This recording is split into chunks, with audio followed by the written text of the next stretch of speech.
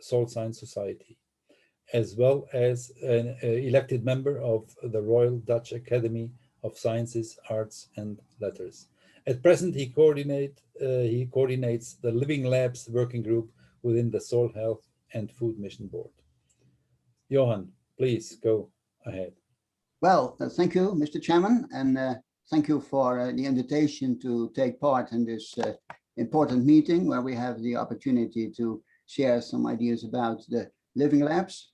And the title I was given is, as was mentioned, how to link the concept of LLs with research. And these are my impressions, and I listed here the title of our report that we brought out in September of last year. You may be familiar with that, but this is the record for that. Next slide, please. Now, I would like to focus on the 3 questions that were listed by the organizers some months ago. And there was the first question, actually it is the second question, but I use it as a first question. Are we ready conceptually as well as practically to embrace living labs? I want to be a bit provocative here, and I have my doubts. I say no, and that may be a bit negative, but okay, let's discuss it. Huh? The living lab idea is conceptually embraced, just like sustainable development, and how can anyone be against it? It's a very good concept of transdisciplinary research. I think we will all agree with that, but to consider land uses, and I will talk now particularly about farmers today. I agree with Alexia that we also look at nature areas and city green, but we talk now mostly about farmers. To consider land users as leaders and coordinators of a team that develops innovative management for land use systems is still a bridge too far, I feel, for many researchers. But this joint learning approach is absolutely essential. So I think we still may have to do something about that. Next slide.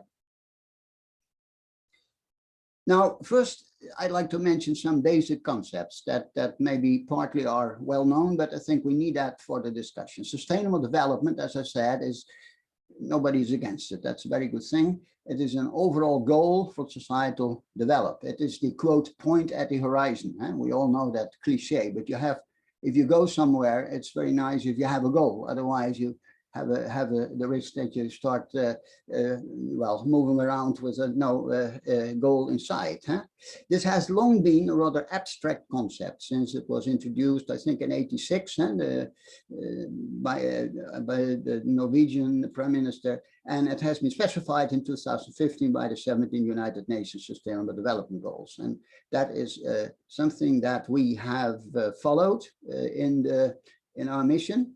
It was approved by 193 governments with a commitment to deliver by 2030. And the European Green Deal, introduced in 2019, closely follows the concepts of the Sustainable Development Goals. So that's one element in what we do that is perhaps relatively new, in the sense that it provides clear goals and targets and indicators that are associated with those goals. Now, for farming, some of these Sustainable Development Goals are particularly relevant. It's the production of healthy food. It's related to numbers 2 and 3. It's preserving the quality of ground and surface water, number 6. Support carbon capture and restriction of greenhouse gas emissions for climate mitigation, that's number 13. And combat land degradation and preserve biodiversity, that's number 15. Next one. Now, all farmers agree that soils play an important role in the land management, and that's universal. Soil is considered very important by farmers. And soil health, the concept that I think originated in the United States some years ago, it has replaced the concept of soil quality a bit now. I think it can define soil conditions in an appealing manner. It appeals to people. You have people that are healthy and soils are healthy. It is a good communicative tool. Now, we have given the definition of soil health. It defines the continued capacity of soils to contribute to ecosystem services in line with the United Nations Sustainable Development Goals and the European Green Deal. What is important in the definition is we say it contributes to ecosystem services, because soils cannot do it alone. And if we talk about all these goals, We don't only need soils, we need hydrologists, agronomists, meteorologists, economists, sociologists, and all of them. That makes it complicated, but we need that because it is these goals are not monodisciplinary, they're multidisciplinary, and that is an important point to consider, and that also creates certain problems. Now, a modern farmer is like a juggler in a circus, keeping 5 balls in the air at the same time, because rather than just produce healthy food, he's also supposed to maintain ground and surface water quality. And that's already regulated by the European Water Guideline of 2000 and the Nitrate Guideline already in 1991, okay? But also carbon capture, limit greenhouse gas emissions for climate mitigation and preserve biodiversity. That's not yet expressed in rules and regulations, but I'm pretty sure that within a few years that will also be the case. And I think it's very important that people in practice are aware of this and stay engaged in the discussions about that to avoid that we get rules and regulations that are not really in accordance with practical experience. And I think this is an important point I would like to raise today. Next, please. Now, why talk about ecosystem services? Alexia has also mentioned already the ecosystems, of course. Just to summarize, ecosystems contain soil, water, air, plants, and animals, including the biggest animal of all, which is man. Ecosystems provide essential services to mankind.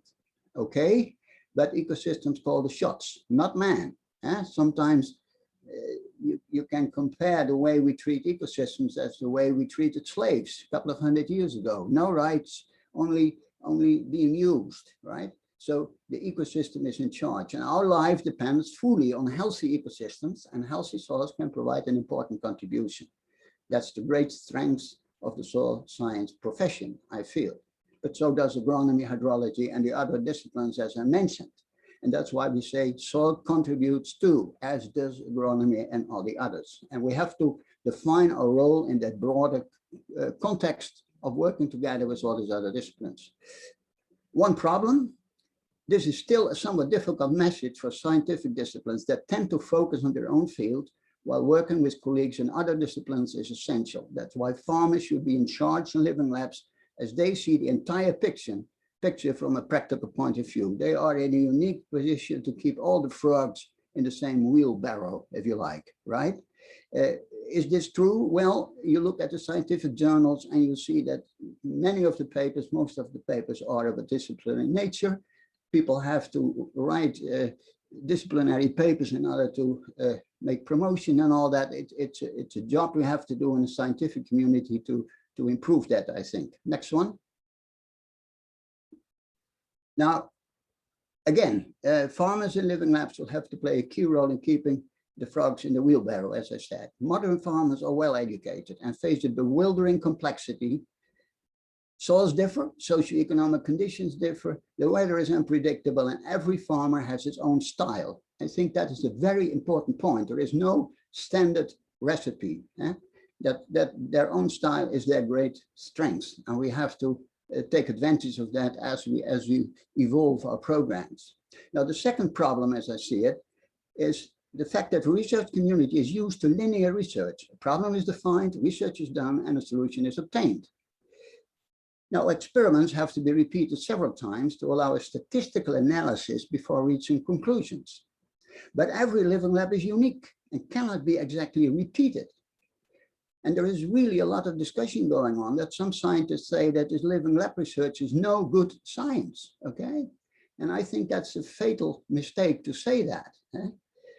And what can the living lab scientists then do? Well, they should carefully describe the management procedures and measure indicators for ecosystem services and soil health, because soil health contributes to ecosystem services. Well, you have to know what those services are to know whether or not you contribute, right? So we need indicators for that, and that should be done in the classical way.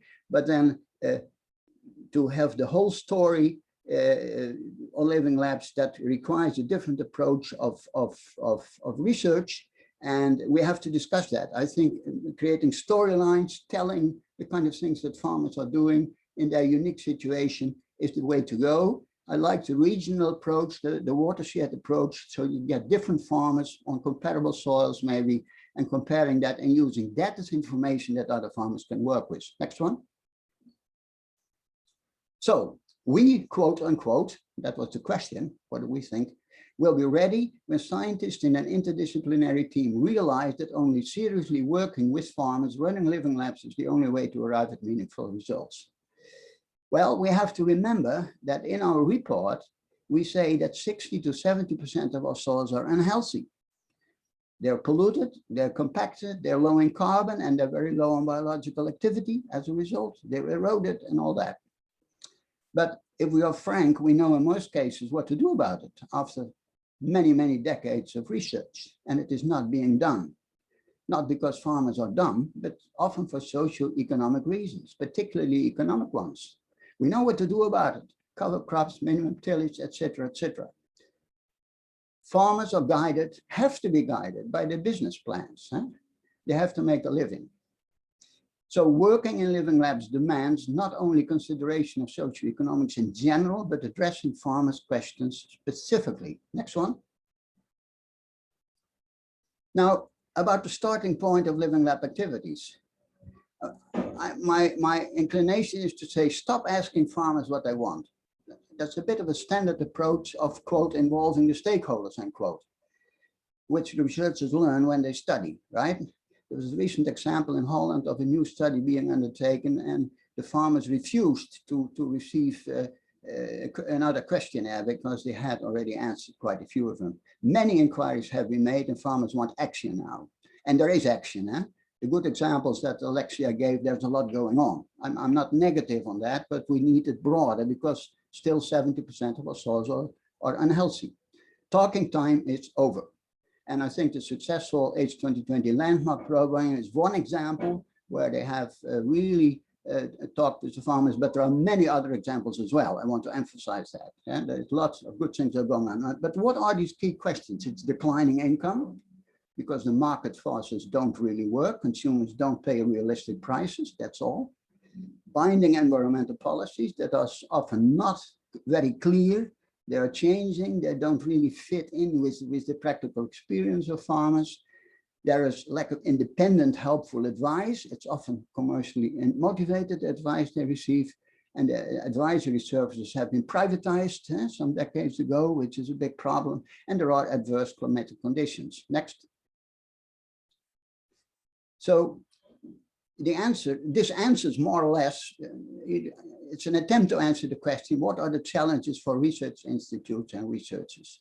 It is contribute knowledge to the joint learning process, contribute methodology to measure indicators for ecosystem services and soil health, and above all, keep it simple and operational in a real world context. When you look at the literature, there's an enormous development of methods and models and everything else. I'm all in favor of it. It's excellent science, no question about it. But we need some operational, relatively simple measures to make it work. Otherwise, it's not gonna work. And start by applying existing knowledge. We have a lot of it after decades of research, and initiate a new research only when critical gaps show up in existing knowledge, okay? The Pavlov reaction of many researchers is when there is a problem, new research. No, look first what you can do with existing research and then fill the gaps. That is important. These are lessons I think we have to learn in our research community. Next. This leads to the last question. How can living labs facilitate the uptake of current knowledge? And well, I think it's logical then to answer that question by starting with the questions that the farmers ask, okay? First of all, declining income. Well, as I said, consumers are not paying realistic prices for agricultural products due to the fierce competition within the supermarket cartel. When I bike around in my city of Rain, and all the supermarkets have big signs, we are the cheapest in town, right? Okay, so the Common Agriculture Policy, the CAP, and we talk about 350 billion euro for 21-27, acts in fact as a life insurance policy. It's not a subsidy like you have for steel producers and airline companies. It is a subsidy It is a life insurance policy as it increasingly will focus on and award ecosystem services provided. That is a societal need that the farmers can help to realize. That's the way we should look at it. There's a lot of negative publicity about CAP, which is very unjustified as far as I see it. And that is one major reason for us to focus on ecosystem service and say, what contributions can soil make to ecosystem services? And it's a major contribution, so that's okay, right? But that's the context in which we talk and in which we have to look at it. Next. So I say a life insurance policy for society because effects of climate change will be dramatic. Too many areas will be too dry and hot for agriculture, and fertile soils near rivers and the sea may flood due to sea level rise. How to feed 2.7 billion people in 2050? I'm an optimist by nature, but I must admit that I am rather worried about this, quite frankly. How are we going to do it? You look at this. This is the real point at the horizon. The SDGs was the first point at the horizon, but to me, this is the real point at the horizon, where agriculture plays a key role. You see here a map from IPCC, the panel of climate change. All the red areas have significant declines of agriculture productivity. The blue areas are positive, but then if you talk about northern Canada, Greenland, and Siberia, sorry, you're not going to have a good productive agriculture over there. So this is a real problem, and it is a prospect in a few decades that is a very positive one. That doesn't help people right now too much, but it is a prospect, I think, that is important and that we should be pointing out. Next. Binding environmental policies is another concern. Focus is needed on goals to be achieved and meaningful thresholds rather than on means to reach goals. For farmers' fields, measure water quality rather than prescribe amounts of fertilizer allowed. That's the 170 kilogram nitrogen per hectare or cattle density. These are means to reach a purpose, but the purpose is groundwater quality, and we can measure that now with very new modern techniques. The water guideline is already there, since I said, since 2000. Measure carbon capture and greenhouse gas emissions. Again, a lot of new techniques available. Measure biodiversity, also in a landscape context, very important. Numerous modern sensing and monitoring techniques are available and can be applied. Note that 2 or 3 will be legally binding soon. I said that earlier. There will be new rules, so let's be ahead of the game, is my suggestion, and let it not be something that overwhelms us like the water guideline has overwhelmed us a bit, I think, 10 years ago. Next one, 20 years ago. Next. Just quickly about this carbon business. No, previous one, please. Previous one. Yep. Just quickly, what people don't realize, previous one, please. No. Next. Next. Yeah, this is the one. What people don't realize is all the carbon in soils. Soils has 1,500 gigatons of carbon. Atmosphere 750, that's only half as much, and plants only a third.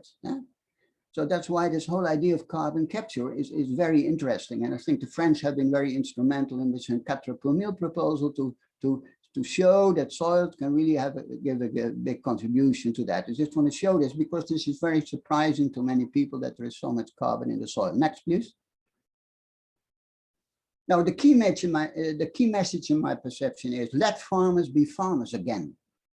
No bureaucrats in charge. That set clear environmental goals that are in line with the SDGs in the Green Deal and pay for ecosystem services provided as a life insurance premium. Farmers know that healthy soils make major contributions to achieving ecosystem services. So apply the soil indicators to assess soil health. But management is key. Poor management of a healthy soil does not produce good ecosystem services. And very good management of an unhealthy soil may still do a good job. I think we should keep realizing that. In fact, you can think every farm is a living lab. The ones with the mission work closely with researchers, and Alexia has pointed that out very well. Communicate effective management practices on the basis of show and tell, no preaching. Colleague farmers pick up what they can use. They don't pick up the whole thing. They pick up elements that appeal to them. So you have to describe them very good. And farming styles are certainly important sources of inspiration. Next. There are many inspiring farming styles being promoted through internet and the social media: biological, biologic, dynamic, circular, nature inclusive, regenerative, enriching, high-tech precision, and others. Okay? Ecosystem services and soil health are directly relevant to all these systems, and their measurement can provide clarity to the mission of modern agriculture to contribute to sustainable development. All of them should be checked by these ecosystem services they provide, and the soil and how the soil health contributes to them, all in line with the SDGs and the Green Deal. That is the kind of structure we talk about. But all these inspiring farming styles are very important to generate enthusiasm and a real thrive to do a good job, as we certainly will hear from our next speaker as well. Next one. So in summary, I feel we need a new paradigm for research, emphasizing a comprehensive systems approach in line with the complexity of modern farming. What I haven't mentioned so far is that in terms of this systems approach, we need modeling, and there is a lot of good modeling work going on in other sciences, and we should also use it in this context, and we've done it in a number of case studies. Well-educated modern farmers are in charge in living labs, being inspired by interdisciplinary research focused on achieving ecosystem services in line with the SDGs and the Green Deal. Soil health will play a major role in contributing to ecosystem services, and showing this role rather than pontificating about the importance of soils is the best way to promote the profession. Show the important role we play in a broader context, in a system context. That's the way to go, and that's the way to show the importance of soil. Next one. Final one, just a quickie to say researchers, I want to warn researchers, including myself, avoid overkill, right? Too much detailed. Sometimes making holes in fences may be more effective than trying to remove them. Okay, thank you.